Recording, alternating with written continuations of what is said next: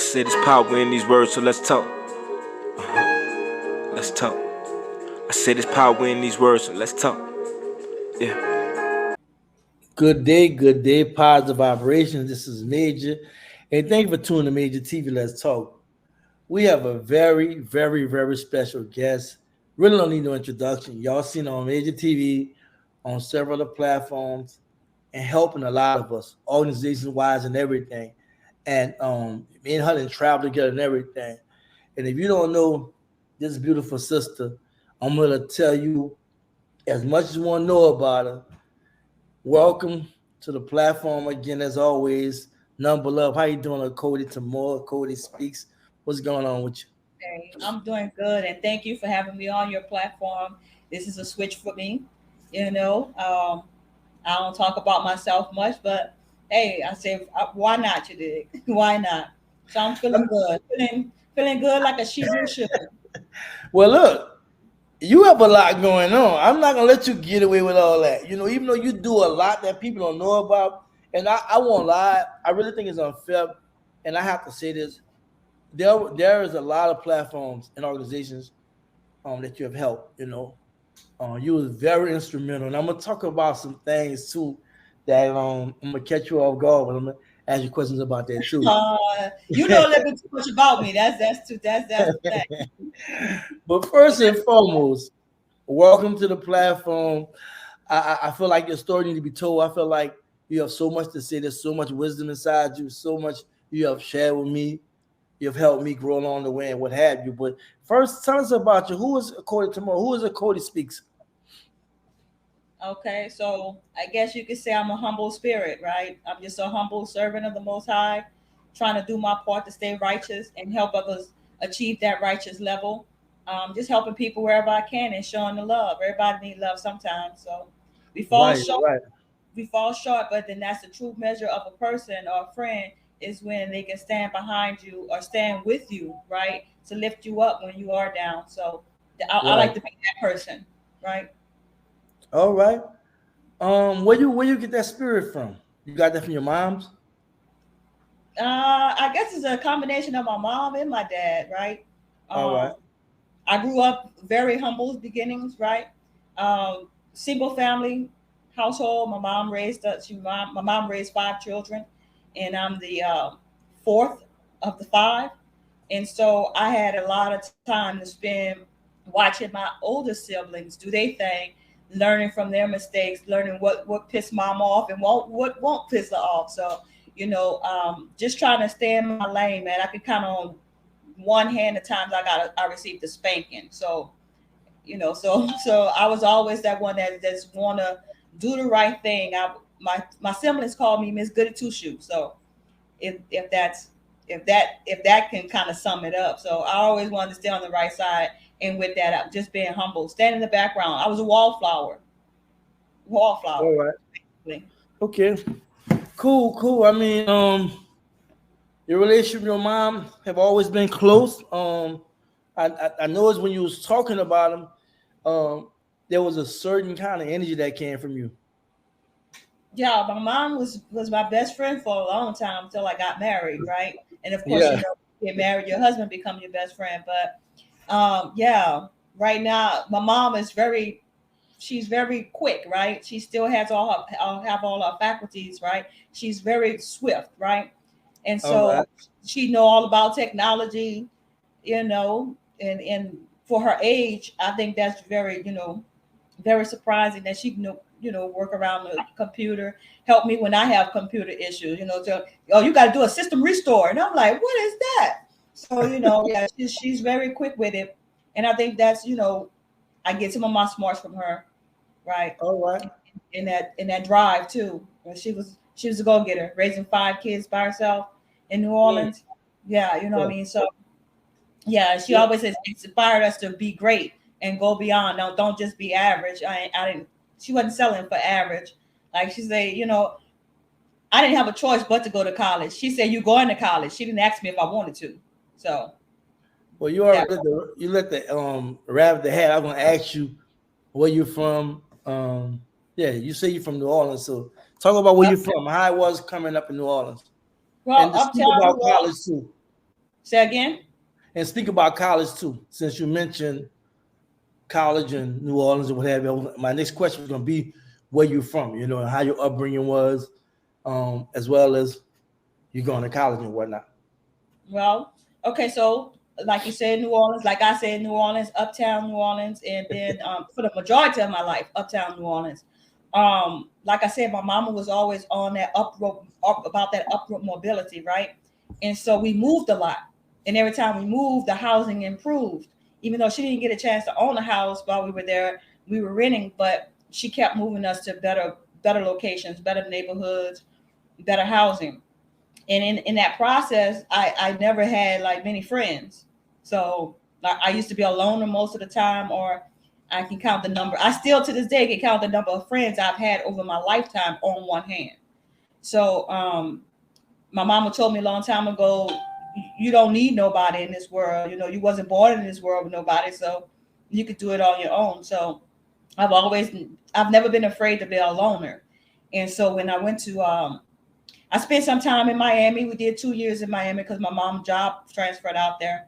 And that's when my mom bought her house. First time she bought a house. And that was a culture shock because, you know, growing up in New Orleans, everybody black.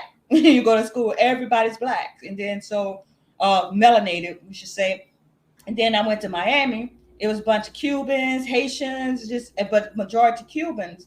And that was a culture shock. So once again, I found myself no friends, didn't know how to speak the language. Even like with the Haitians, I didn't speak Creole, so that limited my ability to be able to communicate with them. So once again, I was a loner. So what got me through my childhood is music.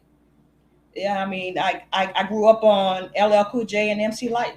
I mean, I literally had a boom box and I would like pop their tapes in and write all the lyrics down and then practice how to rap.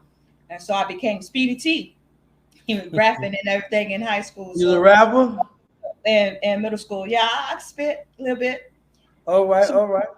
yeah, I did that in middle school, and then I went. You know, my mom went back to New Orleans, and I went to college at Loyola University. That was I was a waste of money in my book, right? What's your They major? did teach me how to write. They did teach me how to write. Um, but all those other classes that they make you take as prerequisites was like I'm not even using that in life. So and it wasn't cheap. Like one semester was like $12,000 or so. So La Ola is the top of the line school in New Orleans. right. So imagine that $24,000 a year times four, right? I'm still paying Salome. So you know what I'm Hmm. saying. What you So major in?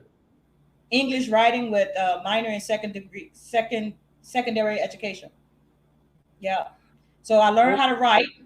And so that's what I say I could take from my college education. They did do that, for me. So it was mandatory. And Hmm. in your journey, um, in college, out of college, I believe you told me in the past that you worked for a black magazine, a newspaper in New Orleans, right?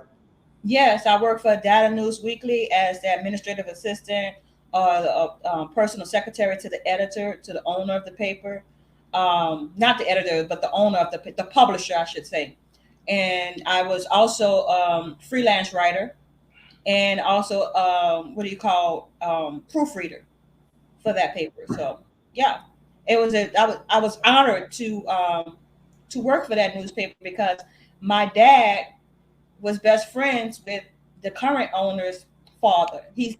Scoop Jones started the newspaper, and my mom told me that my dad and Scoop Jones used to hang out all the time, right? So All I right. thought that was so that's how I got an attachment to that newspaper. Right now, today, I can call Terry Jones on the phone right now, and we shoot the breeze. Or I even thought about sending some of my articles that I'm writing to have him published in his newspaper as a freelance writer, and I'm sure he'll do it for me. Let's get back to that too. I want to save that. I want to save that. But all right, finish. No, no, I want to get to the nitty gritty now, right? Hmm. Now I know you like all of us. You had that questionable walk and finding yourself. You know the tribulations, the trials, and what have you, ups and downs. What made you get involved with the movement? What brought you to want to be a part of the movement in reference to helping our people. Because I hate to say the movement, because there is movement, but there's not a movement, right? But Mhm. I'm gonna say that. So, what got you involved with wanting to help our people? July 4th, 2020. Just like everybody, you know what I mean? When I seen the Not Fucking Around Coalition In fact, galvanize, in fact, yeah, in fact, yeah, yeah, galvanize and go out to Atlanta, Stone Mountain, Georgia, and the way those brothers and sisters looked, all organized, and was there about business. You know what I mean? That really inspired me. And I feel like, young people, the millennials, they don't call us millennials for no reason, because we are changing things, right? In mm-hmm. all of our little ways, we're changing things. And when we come together collectively, that's when you can really see the power. And that's what I saw was power. And I said, man, in my little small way, I want to be a part of it. If it's not no more than supporting them and spreading a message about who they are and what they represent. I was facts over feelings every night whenever he was on, when Jim J was on. And I love his morning mentals because he really did give people something to think about and brighten our day at the same time. So yeah, that's when I really got involved in the movement. But as far as my YouTube channel, I really started that when a sister got into some problems with the CPS, was Child Protective Services. They took her child away from her and then locked her up in jail. And so I bailed her out and whatnot. And ever since then, I've been trying to get her story out. She's still going through trials and tribulations. She still don't have her daughter, and that was way back in 2020 as well. So, as a matter of fact, I think if you go on my page, you can see that very first interview that I did about her. Well, it wasn't an interview, but I think I had her on the phone. It was so long ago. I think she was on the phone. She called in and she shared her story. But yeah, and so that injustice that occurred to that young lady, because basically they kidnapped her child and then arrested her falsely, false arrest. That made me like, wait, hold up, something is not right here. And I just started doing investigations. So much so where she told me, hold up, sis, I don't want you to get in trouble. Just calm down, like take the post down, because I was going after the governor. What And happened? What was the backstory behind everything? well, her In short, you daughter. can say it briefly. No, in Right. short. Well, the bottom line is her daughter threatened to take her own life. CPS got involved because of that, and CPS basically said that my sister was neglecting her child, Wow, basically, and wow. that seemed to be their MO right these days. Like they're actually kidnapping people's children and putting all these false allegations on them. Ain't no telling what they're doing to these children, doping them up, running tests on them. Ain't no telling, because once they take your child and put them in foster cares or put it in these group homes, you have no rights. It's like your parental rights are being taken away. And I'm Like I'm, what I'm just out DeSantis there doing in Florida, right? Like the DeSantis administration doing in Florida. trying, like he trying to do, right, right, right. He's doing it. He's this is They signed there's the bill. huh? He did an executive order, or they passed a law or No, I'm something. talking about on my platform. I talked about a shared article where they took a young lady, kids or what have you, a black young lady. Oh yeah, I remember that. I remember that Yeah, because they said they that. are doing it. The white Yeah, they had a video and everything. The video was out and all that, right? But yeah. but when you talk about Jim Z, I have history of Jim Z. I met him, I put up on him, and that's how my channel really got recognized, right? And speaking about, because he touched a lot of us, because we haven't seen in our lifetime nobody do what he did. And though we know they falsely incarcerated him and what have you. What you learned from that? I learned that we can do it once when you have an individual that can motivate people and get people organized and willing to follow behind you. I learned that we could do it as a people, that we can come or get organized once we accept that we're gonna follow and everybody can't be a leader. I think that that's one of the main reasons why maybe in fact didn't advance as well, is because people were following behind Jay, and Jay didn't have a backup plan, so or a individual that can take his place if anything was to happen to them. So it's a blessing and a curse at the same time. But lessons learned. We know that the next person that rise up, we got to be looking for that number two man, because you always have to have an alternative plan. Okay, now I'm about to ask you a real serious question. I need you to think about how you want to answer this. I know you can't contribute to several platforms, organizations, individuals, but in your journey in trying to reach our people with a message of unity, hope, empowerment, self-determination, self-determination, reparation, what have you, that that you have um, made it your business to push.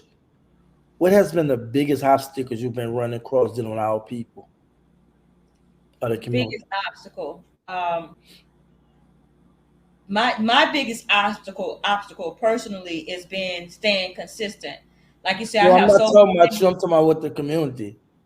The question is, what Oh is yeah, the obstacle you see dealing with the community I as see far as this not. gravitating to, to what's going on, becoming more active, and et cetera, et cetera. So there's too many chiefs and not enough Indians. Too many leaders and not enough followers. We're so divided, and it's almost like we're in our own little gangs or our own little camps, right? Um, and so it could get a bit messy. And for people who are standing on righteousness, they don't want to be involved with the messy. So when everybody is, well, you follow one person and you can't follow the other person, that's a problem. Because if you recognize that this leader is a good leader in his capacity and what he does, and over here you might have this Shebrew, she doing her thing in her capacity and what she does, there's no reason why his followers can't follow you as well. So uh, so being able to come together on a common goal with a common mission, a common objective, is our downfall. We can't seem to come together as one on one issue. Like I take for example the Alabama brawl, right? That just happened a couple of months ago. They had a lot of people that were celebrating, but we also had some of us that were saying we shouldn't be celebrating that, and that's nothing to celebrate, you know. So like when we gonna get on one accord, like just just support each other in our efforts. Now, I ain't trying to tell you to support somebody if they're doing something wrong. I'm saying righteous efforts. Don't be a hater, and so that's the busiest the most you know disappointing thing about the movement is that we can't seem to just come together and root for each other and support each other when we're doing righteous. We All right, you but always like you got to choose one or the other, and it shouldn't be that way. We could walk and chew gum at the same time. well, it brings me to my next question. That was a great answer. Thank you for that. What is community building to you? What it look like? So what it looks like is getting individuals together that have a certain skill set based on the needs of the people: housing, banking, infrastructure, schools. Um, anything that makes a community tick or work. Those we have all those individuals within our community that have talents that can operate those um, those different sectors. However, it takes one. It shouldn't take one person to help organize those individuals. We need to identify who they are and bring them all to the table, and then come up with a plan as to how we we can implement um, or bring all those forces together to create a community. That's community building. Each one teach one. We're reaching out to those who have the skill set and putting them together with other individuals that have different skill sets to make a community. With that, right? We notice that's one of the hardest things to do because there are many organizations, many platforms, many people that's talking. and most of them are really talking about the same thing. They may differ here and there, but seem like getting individuals on one accord has been a real problem.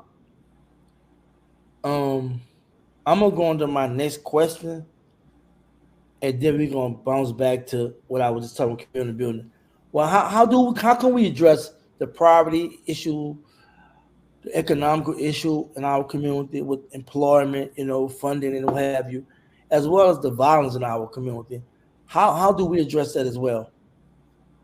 Okay, so I'm gonna start with the latter, with violence.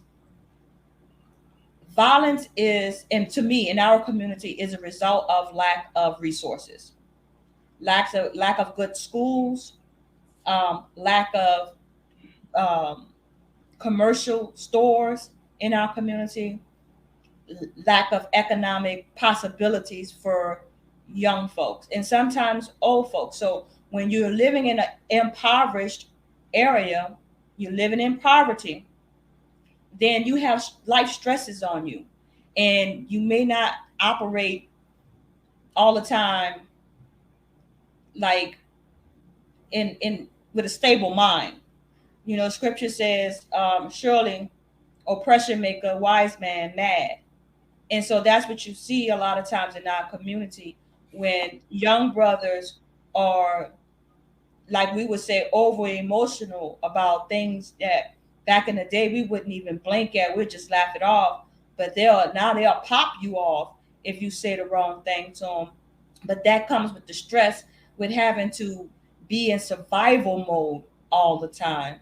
So that goes to that poverty. If we had resources, if we had possibilities, job opportunities where people can make above the minimum wage, then their situation, their circumstances will improve. They have less stress, and they'll be able to love and see the love, for each other in the community.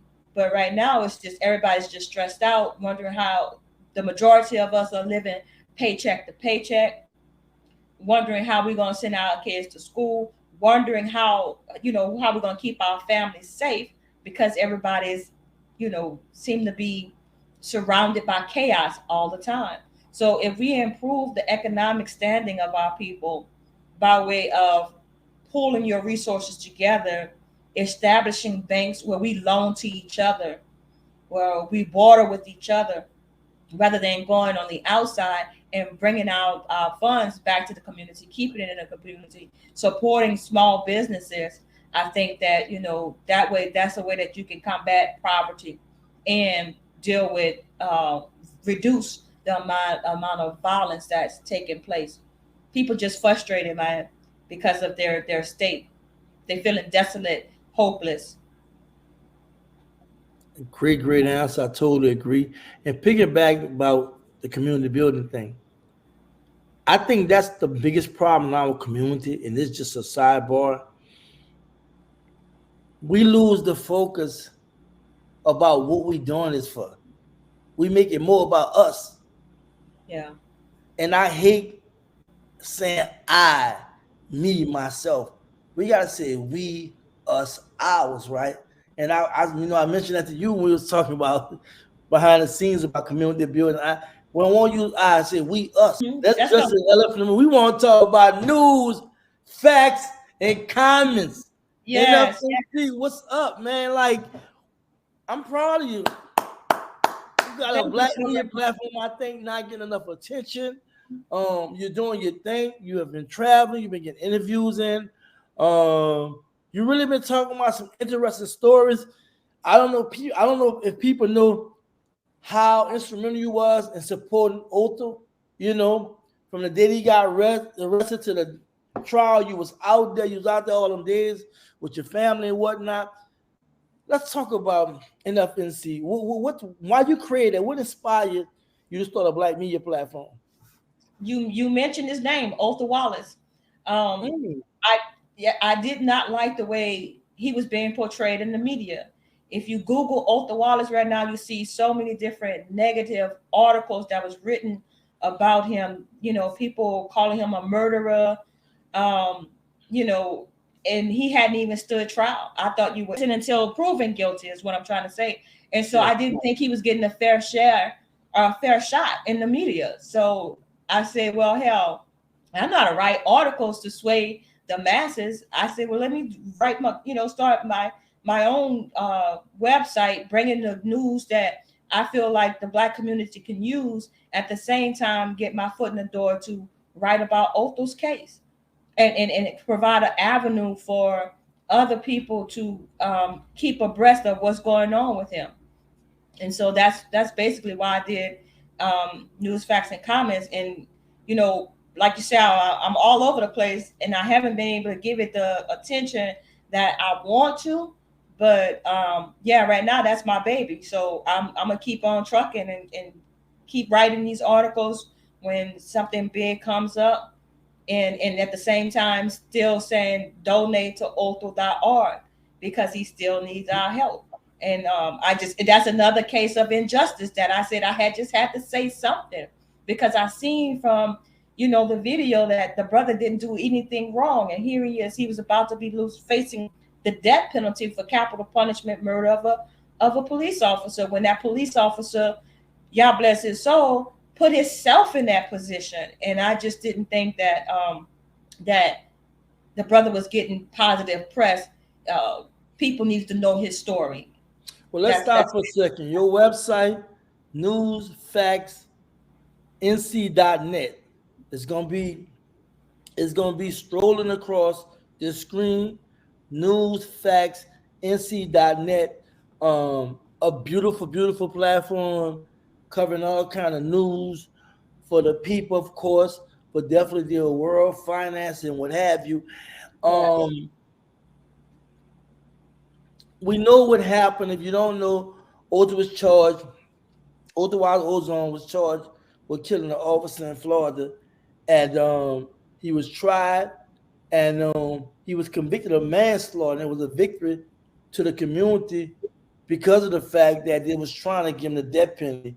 Can you talk about that and how the community have taken this conviction and the trial and whatever, and how you feel about it? And do you think that this played very good in his favor? I am relieved that he's no longer facing the death penalty.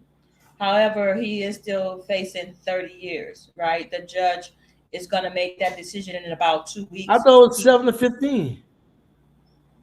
Well, because he had a firearm, I was told it's different. It's 30 years in the state of Florida. I thought it was legal. The firearm was legal, though, huh? He wasn't that, and that's just the thing. This is some things that came out in the court in the trial, was that he didn't have a concealed handgun license. So when Officer Rayner approached him, the handgun was in his pocket. So that's concealed. But like his attorneys tried to point out, he was about to get out of his car and going into his house. So thus, that's why the gun was in his pocket.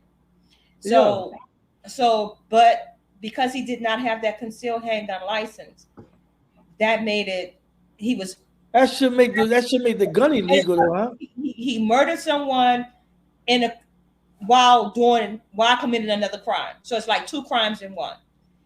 He didn't have the right permit to even have the gun. So now you're violating the law. Plus you killed someone. So that's 2 strikes. So that's why it's 30 years. Okay. That's my understanding. But if y'all find out something different, let me know. But yeah, it's 30. Wow. He's facing 30 years. So what you think is how you think is looking for him?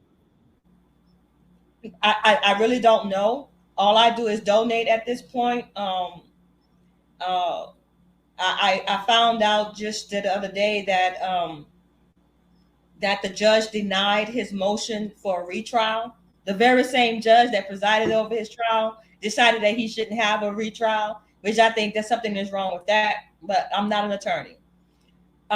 It typically goes to the same judge. It goes to the same judge. Normally gonna deny it, but you can't send it to another judge because that's the judge. That's a typical thing they do. And once they deny it, you just setting up for appeal. You learn the objection, then take it to appeal. Yeah. I was just getting ready to say that, reason for an appeal right there, because if they found some illegalities that occurred during the trial, then that's a ground for appeal, because I don't think there's going to be any new evidence that comes about. But it has to be, probably will be, based on some type of illegalities committed by the court for that appeal. So the way that the community is taking it, I've seen many people still donating um, to his cause. They know that he has an uphill battle.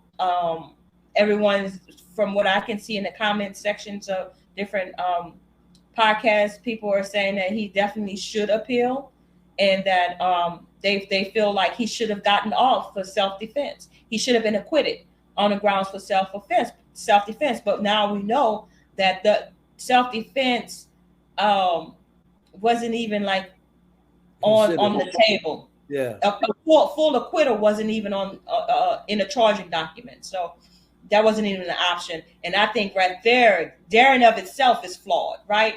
Because if an individual is arguing their defense is self-defense, then why wouldn't that be in the charging documents for the jury to consider? So it's a lot of. Since you're talking all that, let me just get straight to this question here. How was it like going out there, the trial and what have you? Since you're covering all that, let's just in short, how was the experience was going out there in support of him? I know you had a debacle situation on the courthouse, but you can talk about it. Yeah, man, I can laugh about it now, but sister was hot. I was out there, but I since calmed down. But I was glad to see that, it was about 5 of us that showed up to support the brother. And guess what? I think that made him feel real good, especially to turn around and see his mom there. And, of course, Brother Ken was out there, and a couple other sisters were there. And so I want to say shout out to the Mighty 300 for making it out there and supporting Otho, So being in that courtroom, and I was sitting with the so-called journalists, right? I'm representing News, Facts, and Comments, and representing PLAP. And so I wasn't behind Otho, right? So I even had one of our podcasters say, I ain't see you. You went behind him.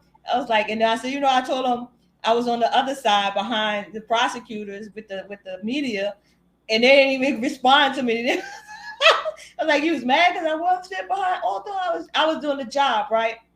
So the whole atmosphere was cool until Otho took the stand, and I didn't like the way the prosecutor was just badgering him. I didn't like how he was questioning him, like trying to make him out to be a bad guy, like trying to just make him out to be someone that just set out intended to kill a cop that night, like the cop, like he went looking for the cop, So I didn't like that. I really didn't. So I say again. How long he was on the stand? He was on the stand for one afternoon, but the point is, I left. I couldn't take it no more because I felt like I was gonna say something out loud in court, so I just had to leave, bro. I couldn't take it. I just couldn't take it, bro. I just thought that the judge could have stopped it at any point in time. His attorneys, Otho's attorneys, were objecting to some of the questions, badgering the witness, and the judge just like saying, I'm gonna allow the question, and told Otho he had to answer. So, but one thing that made me feel good is that our brother looked good. He looked positive the whole time. We got a chance to see him smiling during the jury selection process, and that warmed my heart because Otho is a very humble individual. If you guys never had a chance to talk with him or meet him, he's very humble and a good father, right? That's what I've seen, and I say there's no way that the community shouldn't support him. I wish more would have donated to help him out, but I'm grateful for those that did. Well, all praise the Most High. I hope this brother gets some kind of justice. Hope he don't get no severe sentence. We have to keep him in prayer.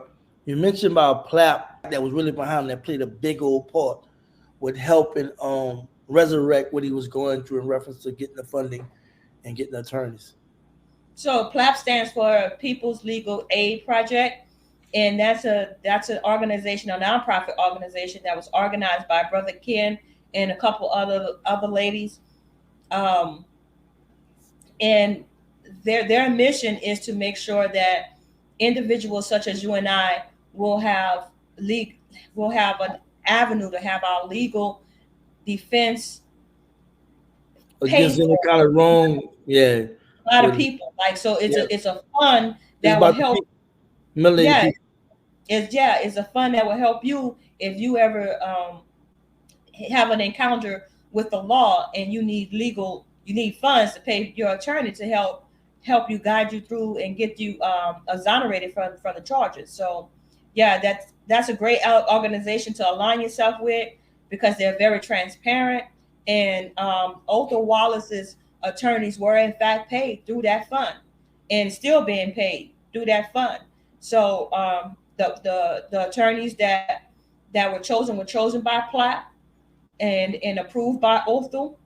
And so they set out to get this brother, you know, off of these capital murder charges, and they were very successful. So yeah, so I still rock with Platt, and I'm a Well, proud member of the Mighty 300. Yes. shout out to Platt, Ken, the organizers, Mighty 300, the whole organization, and definitely shouts out to you for just staying down and grounded and trying to help this brother. So tell us, what's your ultimate goal with news, facts, and comments, NFNC? My ultimate goal is to be that go-to media source for all things Black news, whether it be Okay. sports, whether it be politics, whether it be the law enforcement, dealing with law enforcement in the court system. I want to be that platform where people can be assured that I'm going to give them the facts, right, Okay. about what's going on with, and then it's news, it's the news, but it's the facts, right? Because mainstream Right, media right. muddy the waters and have some type of what do you call it? Some type of agenda, right? So I want to give you the facts of the news and occasionally provide my opinion.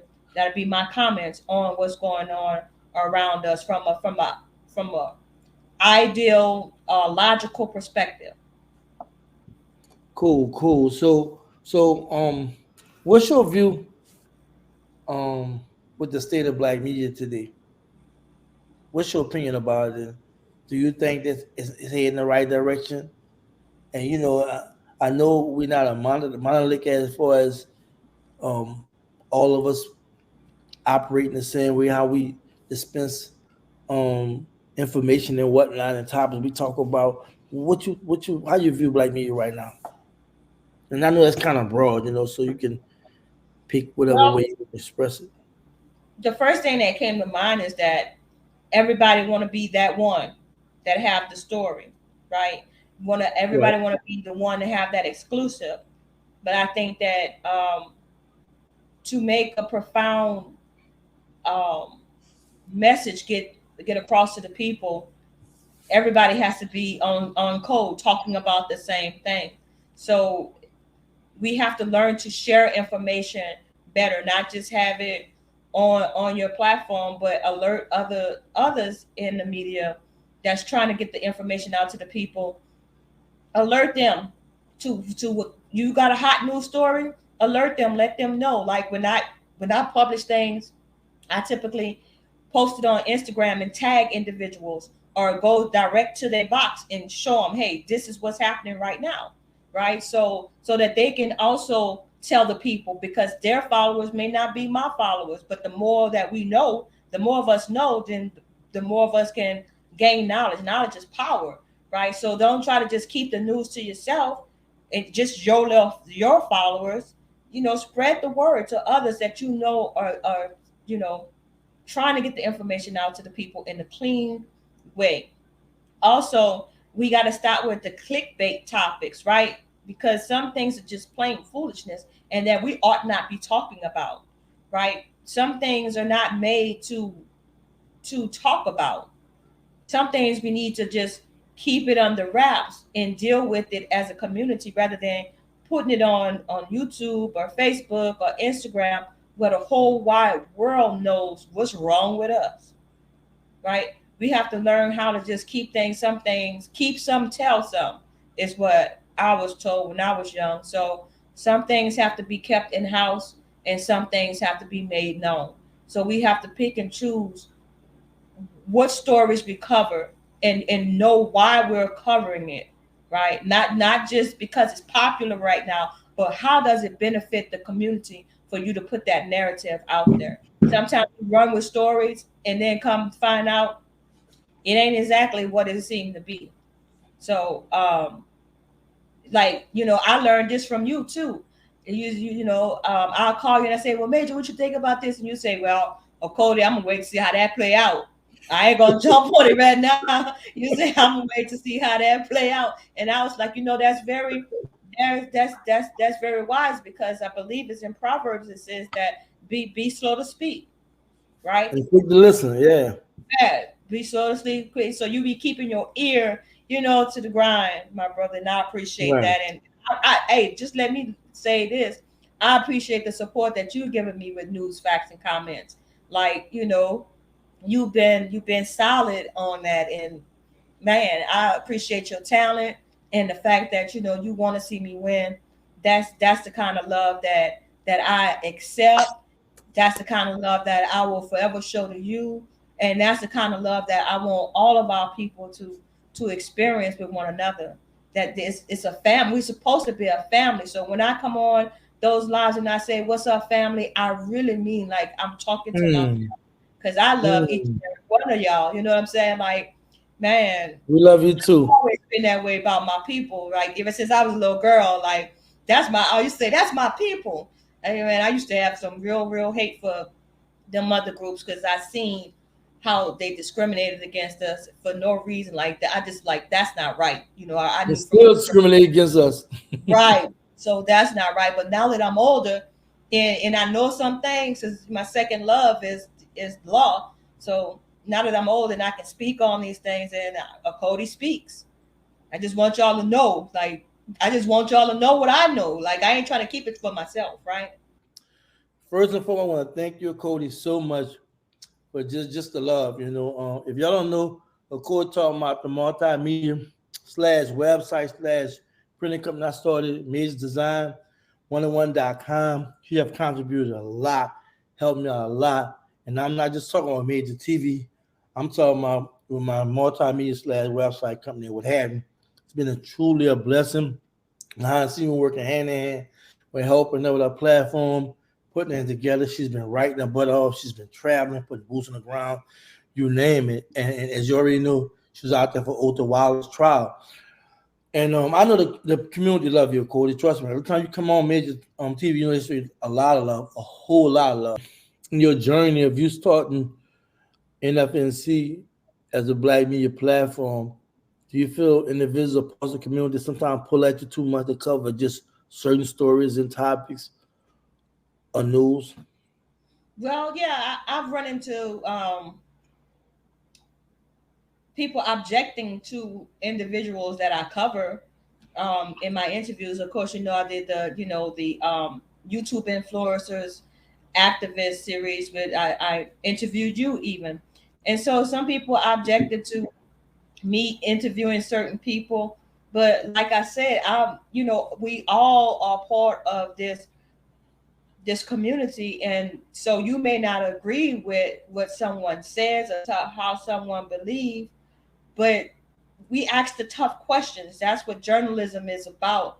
Everybody that comes on CNN is not lovey-dovey with the anchor person, but that anchor person is there. They're on their platform to ask the tough questions, because the same questions that I ask, there may be 500 people out there that want to know the answer to that. So I have to ask the tough questions, not necessarily that I agree with all the answers from the individuals, but we just ask the questions and let them say what they have to say about it, and then let the people decide what's true or what's wrong, right?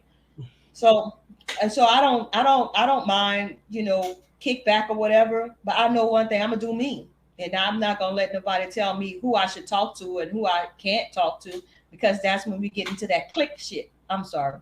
You cool, that you click. cool. I mean, come on, we cool. You know what I'm saying? We get into being in that click stuff, like, and I don't like clicks because we're supposed to be coming together. So how you gonna have a click when we all in this together? So yeah, I just brush my shoulders off on that. You know, I'm very respectful though. I let you speak your mind. Your opinion is your opinion. But just like assholes, everybody got one.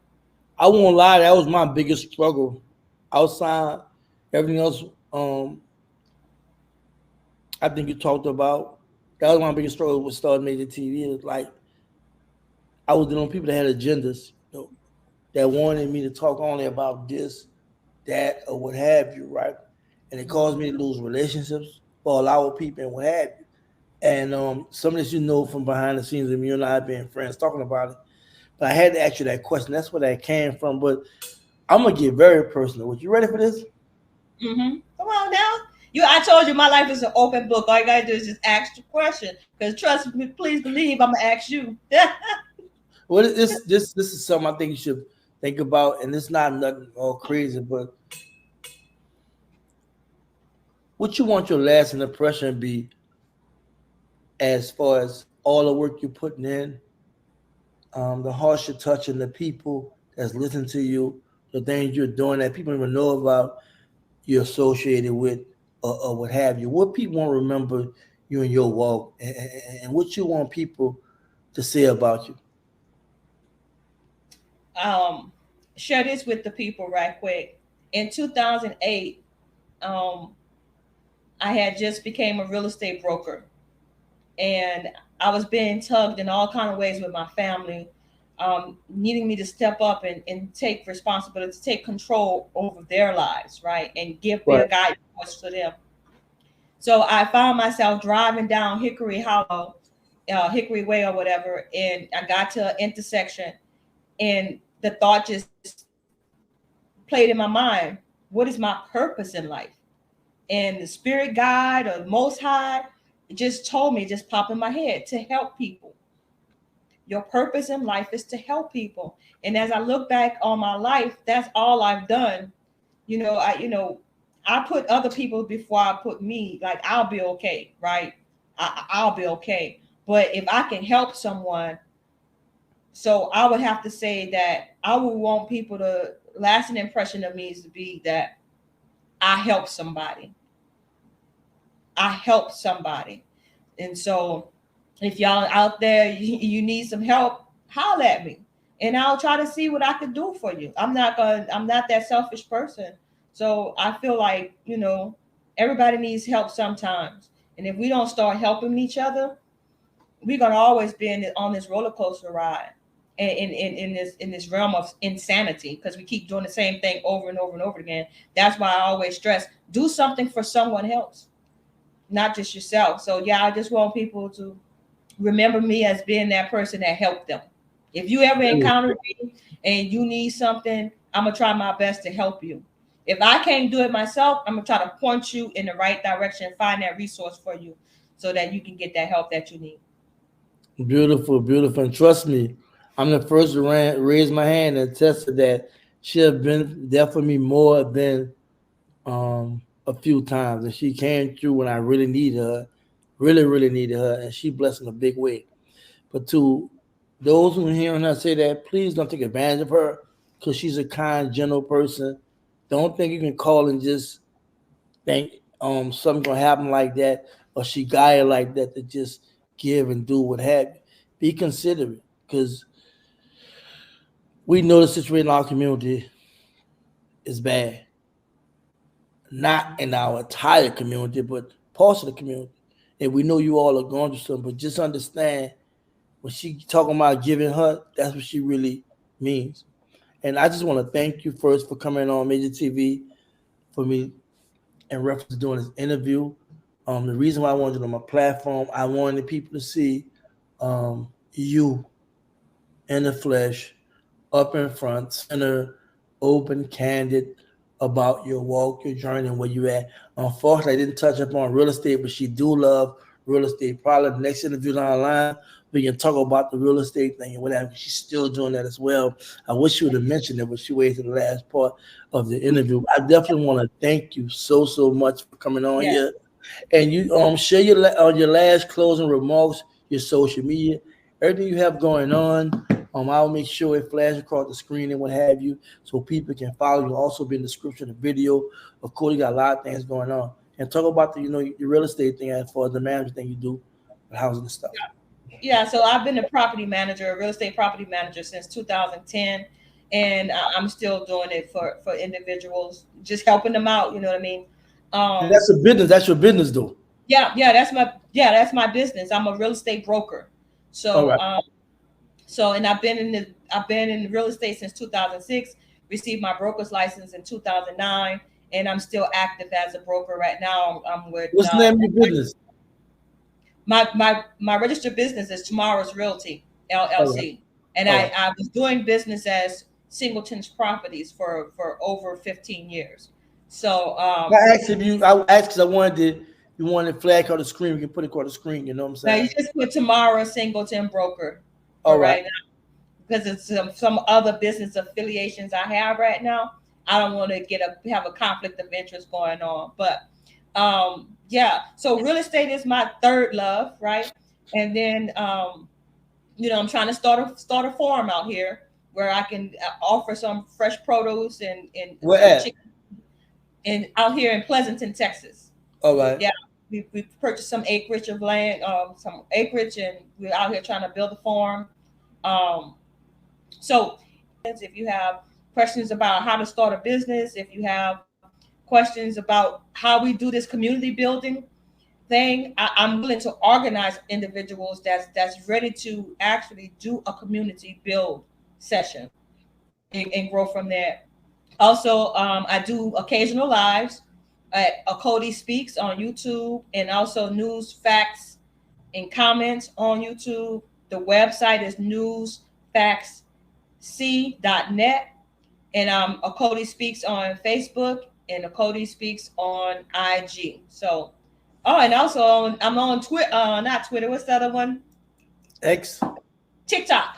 TikTok. All right. TikTok. Yeah, I got a little TikTok page, man. I don't even know how to do the videos. I'm gonna have to get the lesson from you on that one. But I like watching the funny videos with the cats and whatnot. When the cats are talking, when the people talking for the cats doing all kind of crazy things. That's my favorite thing to watch on TikTok. But yeah, man, that's my info. Like I said, I don't really like talking about myself, but y'all follow the page, subscribe, share my videos.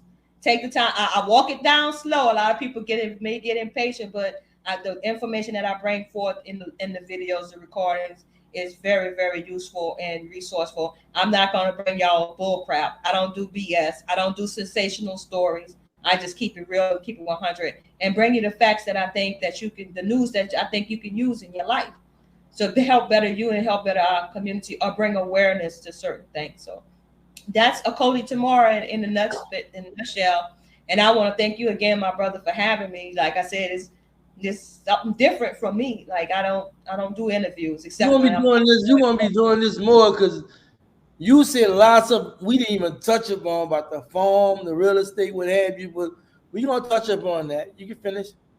Yeah. So yeah. So yeah, my brother. Anytime you want to have just a candid conversation about any topic, you know how to get a hold of me. And for anybody out there listening, if y'all want to get a hold of me, I already gave my information. If you know someone that I should interview and ask the tough questions to, tell them to holler at me. Send me their information, and I'll holler at them and try to get them on the platform so I can ask the questions that the people want to know. Right. So I'm not afraid to speak to anyone. So that's what I do. So help bring clarity, help expose things, help bring to light the issues that affect and effect our community is what I'm all about. And at the same time, helping someone in that same breath. So it is what it is. And I love you, my brother. Thank you so much. Love you too. Thank you so much for coming on the platform. You shared a plethora of information, things we didn't know about you, what you got going on. Y'all know she have a YouTube channel, a couple YouTube channels. You find out she have a black media platform, among other things. And you can get her, you can call her. She left her number for you can call and what have you. So Hey, it's no excuse. Support the sister. I think the sister is one of the most underrated people out there that's in the movement. That I think that should get way, Oh, way more traction. I really believe that. It really like just hurt me to see the lack of viewership and support because a lot of platforms you see that you may follow, she's associated in some kind of way or have dealing with these some of these same people that um that I've even associated myself in the platform y'all have seen. I don't call no names out, you know what I'm saying? And I feel like it's just so competitive among each other that we like we lose sight, like you said, we share information we don't.